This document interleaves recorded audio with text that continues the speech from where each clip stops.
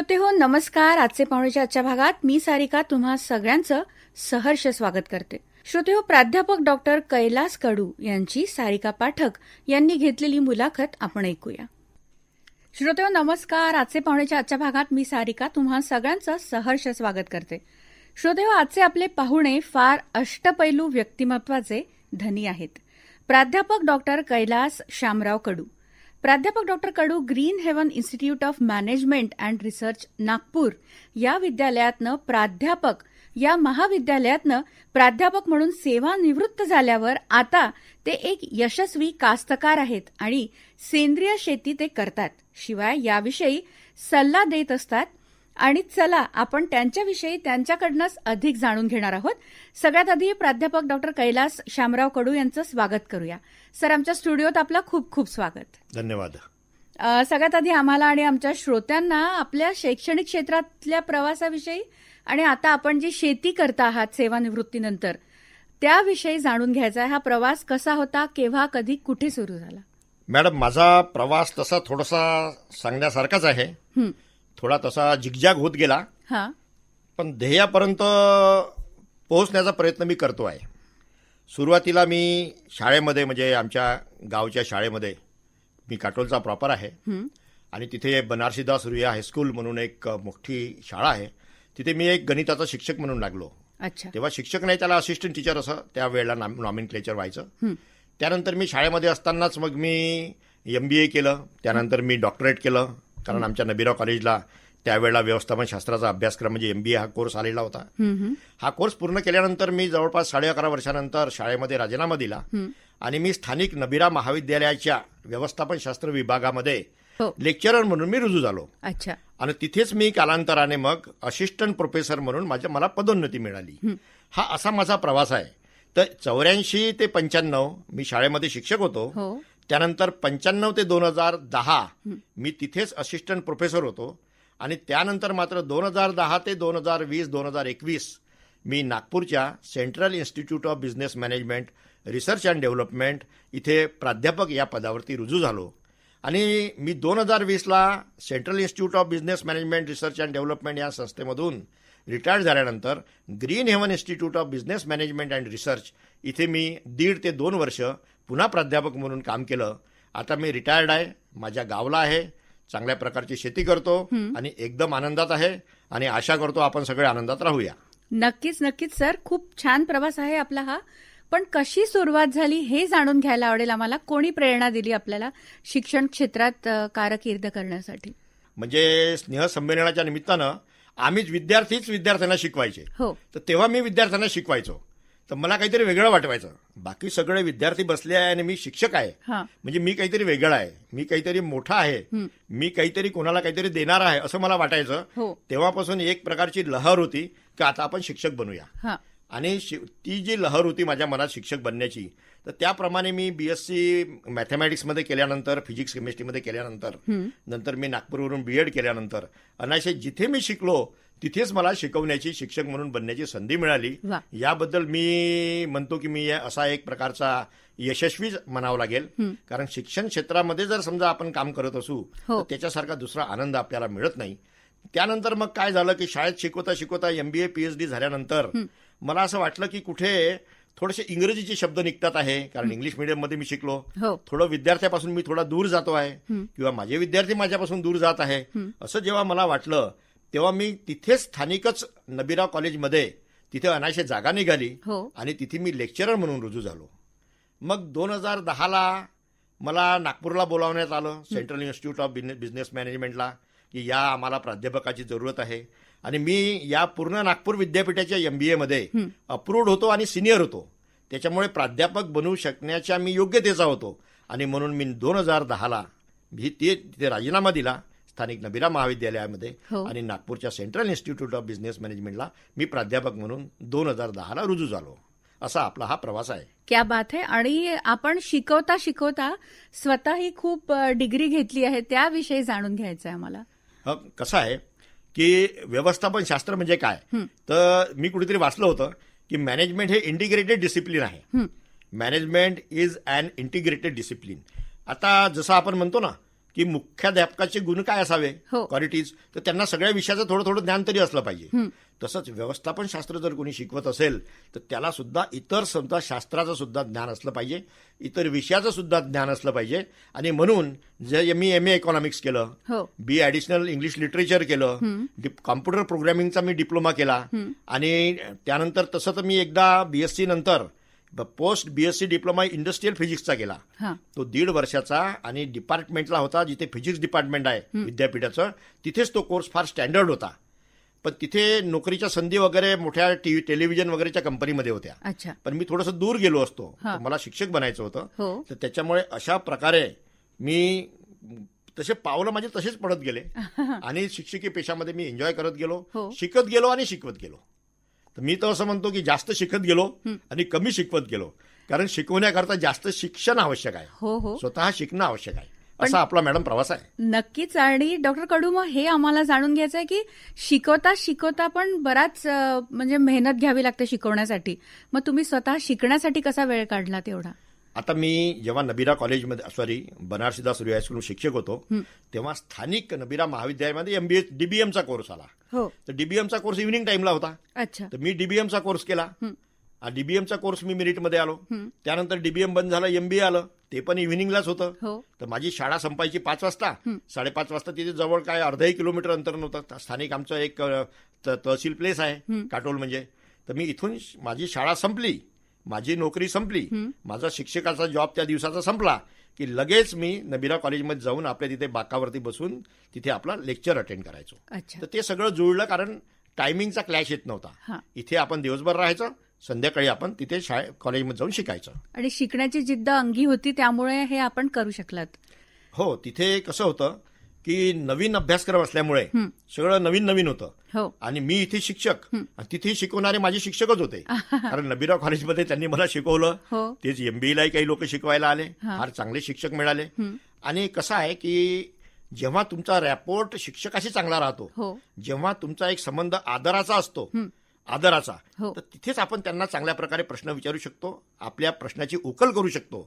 आणि प्रश्नाची उकल झाल्यानंतर जो आनंद असतो ना, हा वेगळा असतो. म्हणजे पुढे पुढे आपल्याला पायरीवरती लवकर वरती जाता येते. नक्कीच. पण समजा तुम्हाला पहिलाच एस जर समजलं नाही, हो. तर तुम्ही B कडे जाणार नाही, AB समजलं नाही तर C कडे जाणार नाही. हो. असं होत नाही. म्हणून तुम्ही ABCD या ज्या पायऱ्या आहे त्या व्यवस्थित जर तुम्ही फॉलो केल्या तर तुम्ही यशाच्या शिखरावर जाऊ शकता. छान. आपण आम्हाला हे सगळं सांगताय आपल्या प्रवासाविषयी सर. आता हे जाणून घ्यायचंय, आपण शाळेत शिकवलं, तो अनुभव कसा होता? विद्यार्थ्यांमध्ये कसा रिस्पॉन्स असायचा विद्यार्थ्यांचा जेव्हा आपण शिकवायचा तेव्हा? शाळेमध्ये मी शिक्षक लागल्यानंतर मी विद्यार्थ्यांना प्रयोगातून शिकवायचो. हा. समजा ओहमचा लॉ होता, Ohm's law, V is equal to IR, voltage is the product of current and resistance. तर मी त्यांना काय करायचो, आपल्या पंख्याचा रेग्युलेटर दाखवायचो. हो. रेग्युलेटर दाखवायचो, पहा बा आता रेग्युलेटरचा मी आता स्पीड वाढवतोय तर पंखा मोठ्याने फिरतोय. हो. म्हणजे V is equal to IR कशा प्रकारे वर्क करते, किंवा आर्किमिडीजचं प्रिन्सिपल जर असेल तर ते आपण त्यांना दाखवायचं प्रयोग शाळेमध्ये नेऊन, अशा प्रकारे.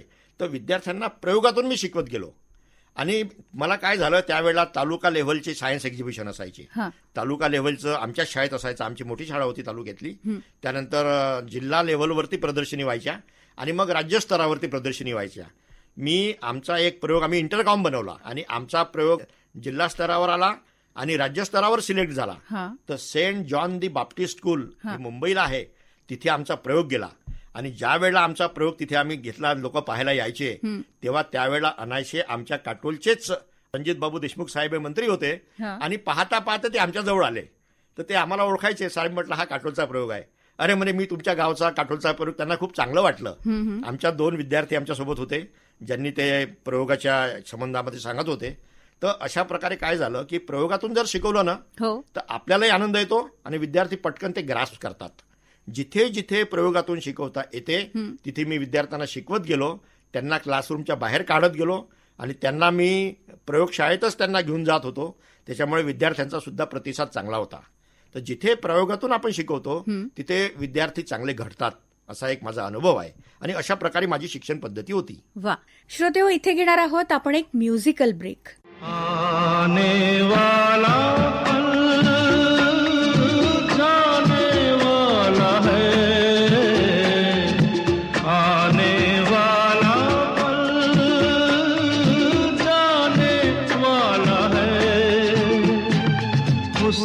तो इसमें जिंदगी बिता दो, पल जो ये जाने वाला है, ओ आने वाला पल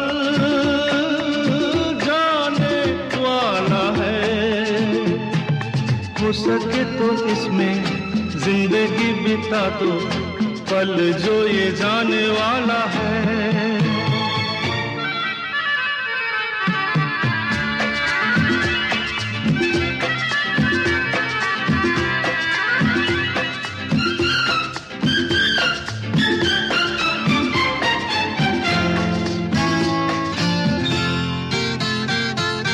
एक बार यूं मिली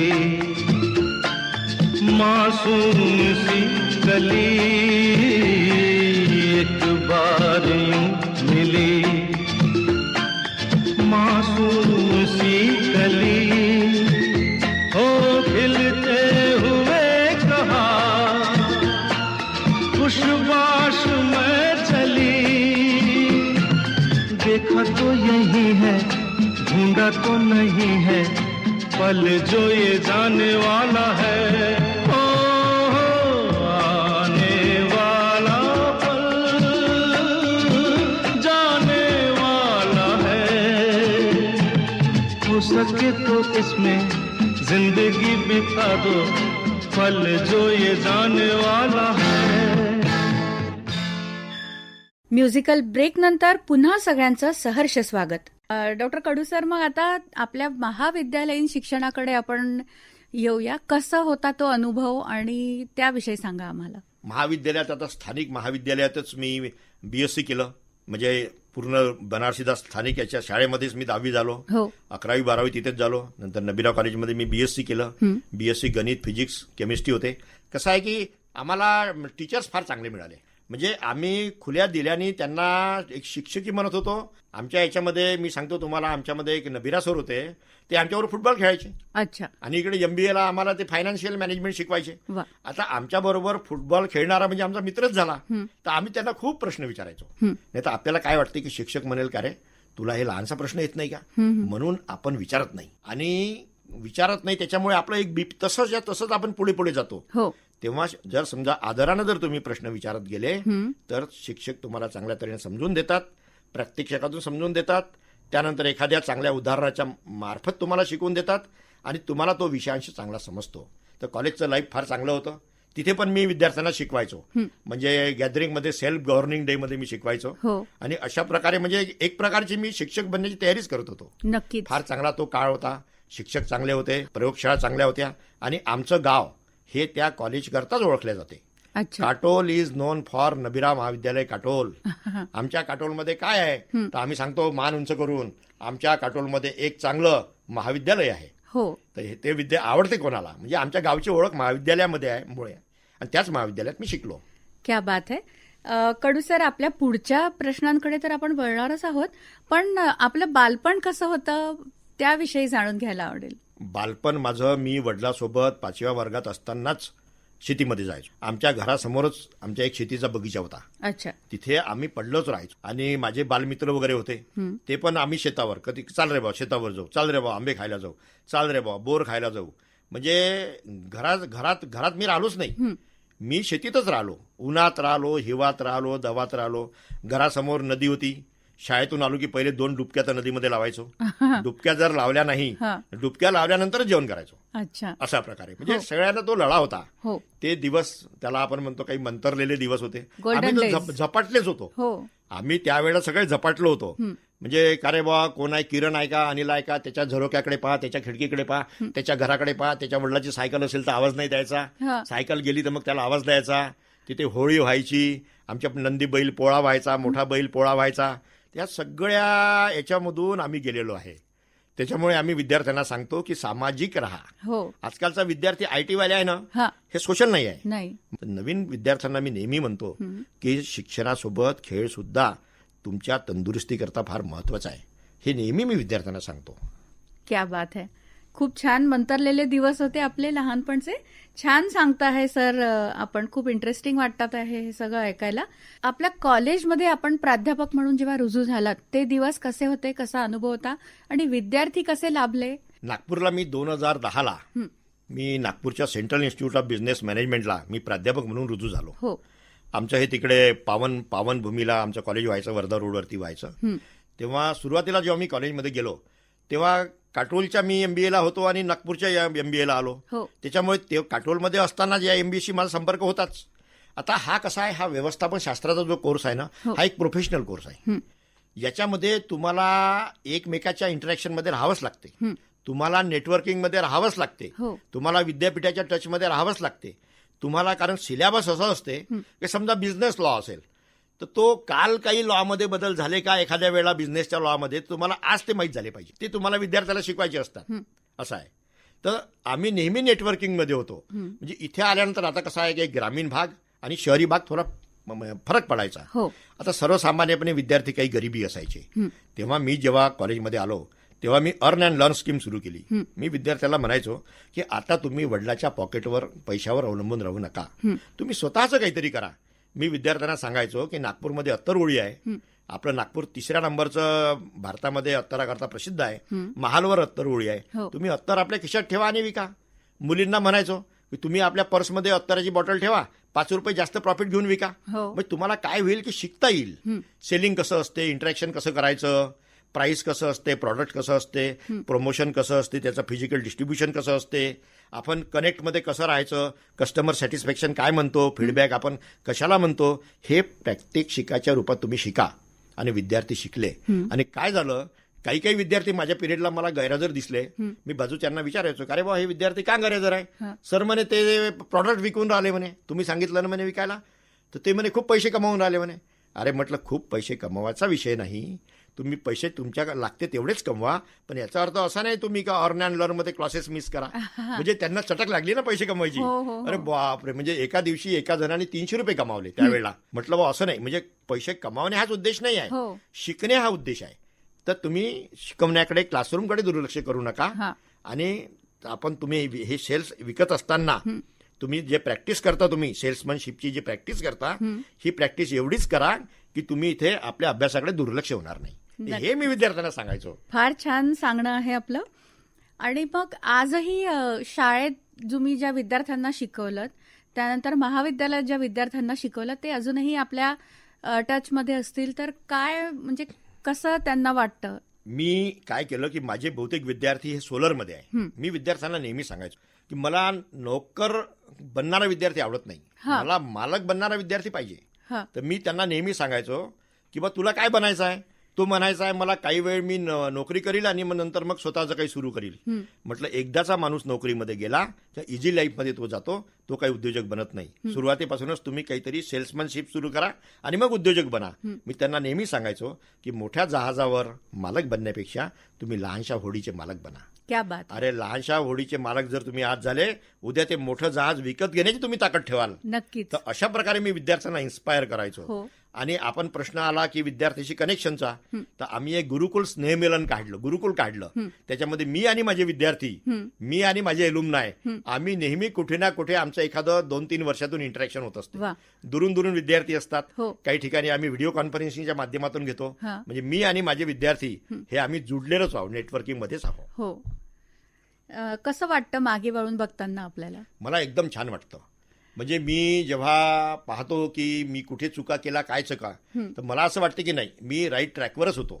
मी राईट ट्रॅकवर याच्यासाठी होतो कारण मी माझ्या गुरूंच्या टचमध्ये होतो आणि मी स्वतःचं अॅनालिसिस करायचो, शॉर्ट अॅनालिसिस करायचो, स्ट्रेंथ, विकनेस, अपॉर्च्युनिटी आणि थ्रेट.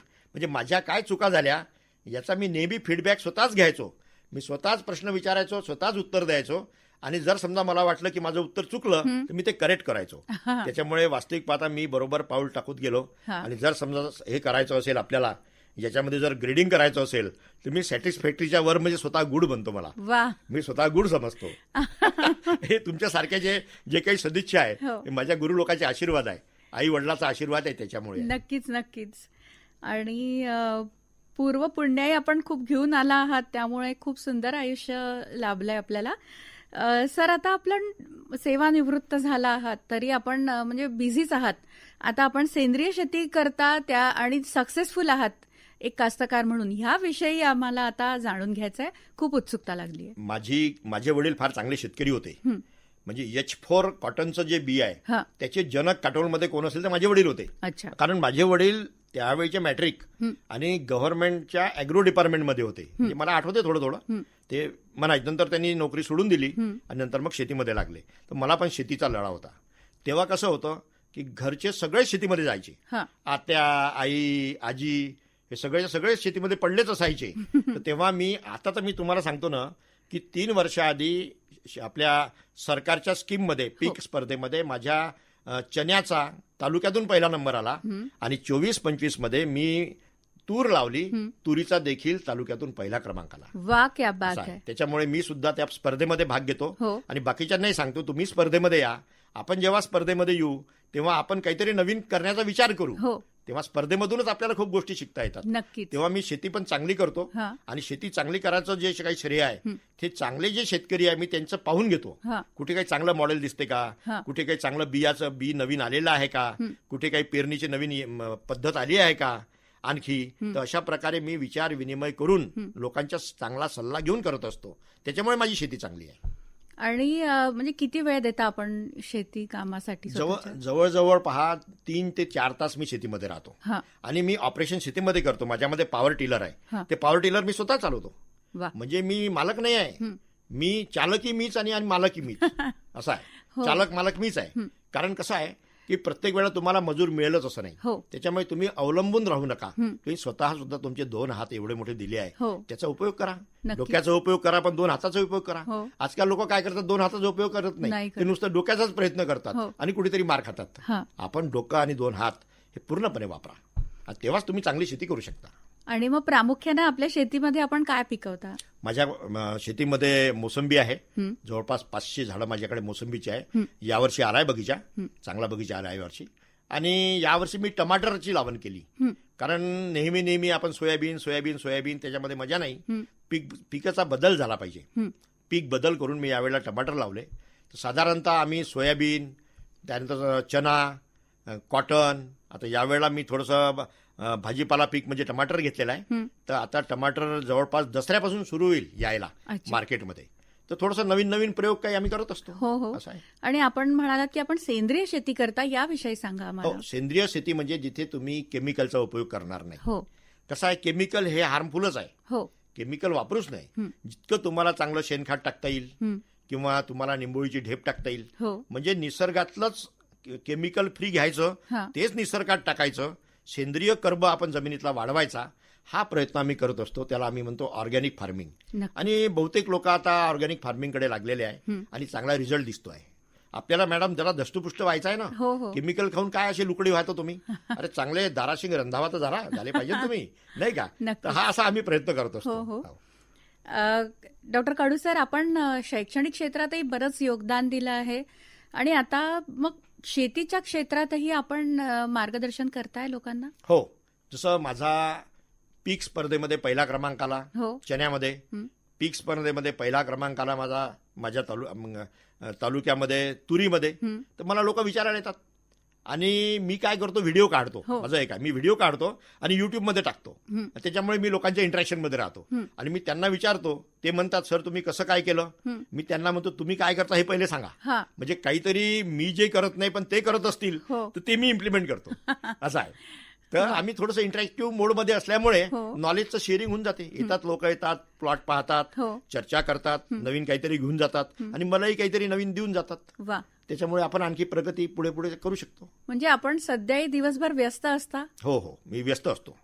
आणि पुढील म्हणजे भविष्यात काय प्लॅन्स आहेत, आपण काही ठरवलंय की ते गाठायचं आहे उद्दिष्ट? नाही, भविष्यामध्ये पहा, मला जास्तीत जास्त माझ्या गावातल्या युवकांना मला उद्योजक करायचं आहे. वा. मी त्या दिवशी आमच्या एका भागामध्ये गेलो. तिथे एक मोटरसायकलवरती ब्रेड विकणारा होता. तो बोंबलायचा, ब्रेड घ्या, ब्रेड घ्या, ब्रेड घ्या. मी विचार केला की इथलेच एखाद्या मुलकानी युवकांनी का ब्रेड बनवू नये. हो. इथेच त्यांनी बिस्किट का बनवू नये. इथेच त्यांनी कपडे धुवायची चांगली साबण वगैरे का बनवू नये. इथेच त्यांनी डिटर्जंट का बनवू नये. बरोबर. म्हणून मी त्या लोकांना सांगितलं की असे 10 जण निवडा, माझ्याकडे आणा, मी त्यांना माझ्या खर्चाने घेऊन जातो डिस्ट्रिक्ट इंडस्ट्री सेंटरला, MSMEच्या ऑफिसला, हो. MCEDच्या ऑफिसला. तिथल्या अधिकाऱ्यांना त्याचं करून देतो, जरा टचमध्ये असले का मग मी त्याला पूर्ण मदत करून त्यांनी एखादं छोटंसं युनिट घरीच टाका ना. नक्कीच. आपल्या महात्मा गांधीची कल्पना काय होती? कॉटेज इंडस्ट्रीची. हो आता कॉटेज आहेच नाही. हो कॉटेजच नाही तर इंडस्ट्री कुठे आहे? नक्कीच. आहे की नाही? हो त्याच्यामुळे सगळे जण रोजगारच मागतात.